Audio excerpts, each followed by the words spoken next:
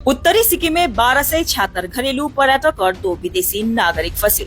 लगातार बारिश के कारण भूस्खलन, पुल टूटने और तीस्ता नदी में जलस्तर बढ़ने के कारण 12 से 76 घरेलू पर्यटक और 2 विदेशी नागरिक फिलहाल मंगान जिले के लाचेन और लाचुंग में फंसे हुए हैं। 29 मई से शुरू हुए बचाव प्रयासों में भारी बारिश के कारण बाधा उत्पन्न हुई, जिसके कारण 31 मई की सुबह भारतीय मौसम विभाग द्वारा मंगान जिले में रेड अलर्ट जारी कर दिया गया है। बताते चले कि पिछले 2 दिनों में मंगान जिले में 30 मई को 88 मिलीमीटर से ज्यादा बारिश हुई है। 31 मई को 48.2 मिलीमीटर बारिश हुई। आज 1 जून को भी मंगान में सामान्य से 77% ज्यादा बारिश हुई है। भारी बारिश के कारण फिदांग में बेली ब्रिज को नुकसान पहुंचा, जिसे 2023 के ग्लोव द्वारा मूल पुल के नष्ट होने के बाद बनाया गया था।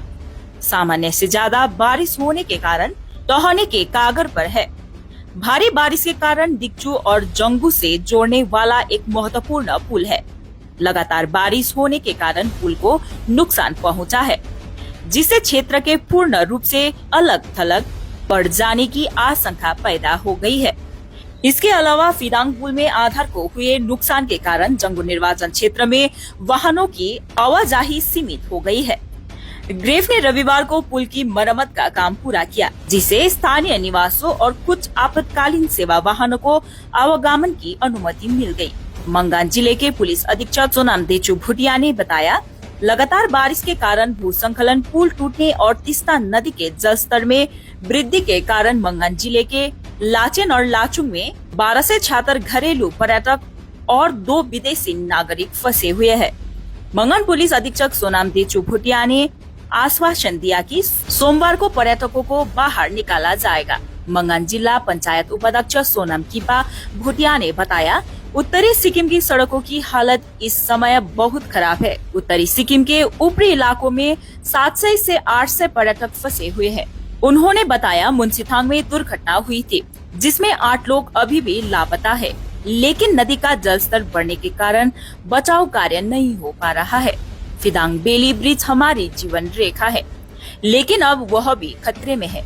अधिकांश स्थानीय नागरिकों और यहाँ तक कि जिला पंचायत अध्यक्ष मंगान सोनम किपा भुटिया ने सड़कों की बहाली के साथ साथ बेली ब्रिज के निर्माण में ग्रेफ द्वारा किए गए घटिया काम को उजागर किया और बताया कि किस तरह दोनों आवश्यक बुनियादी ढांचे के निर्माण में घटिया गुणवत्ता वाली सामग्री का इस्तेमाल किया गया, जबकि वे हर मानसून के मौसम में खराब हो जाते हैं और क्षतिग्रस्त हो जाते हैं। स्थानीय निवासी मिकमार छिरिंग लेप्चा ने कहा कि स्थानीय लोगों और ब्रो कर्मियों ने सुरक्षित मार्ग सुनिश्चित करने के लिए रात भर काम किया, लेकिन पुल का भाग्य जल स्तर के स्थिर होने पर निर्भर करता है। अगर यह जारी रहा तो यह ढल जाएगा। उत्तरी सिक्किम का आधा हिस्सा कट जाएगा। इस बात की कोई गारंटी नहीं है कि इस मानसून में अत्यधिक बारिश के दौरान फिदांग बेली ब्रिज लंबे समय तक टिकेगा। अगर फिदांग में कनेक्टिविटी बाधित होता है तो पूरे जंगू के लिए राशन बंद हो जाएगा।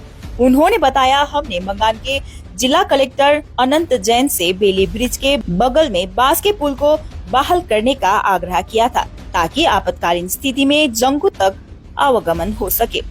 बार बार अनुरोध के बावजूद स्थानीय लोगों का दावा है कि जिला कलेक्टर अनंत जैन ने मरम्मत के अनुरोध को खारिज कर दिया है, यह कहते हुए कि पुल अभी भी काम कर रहा है।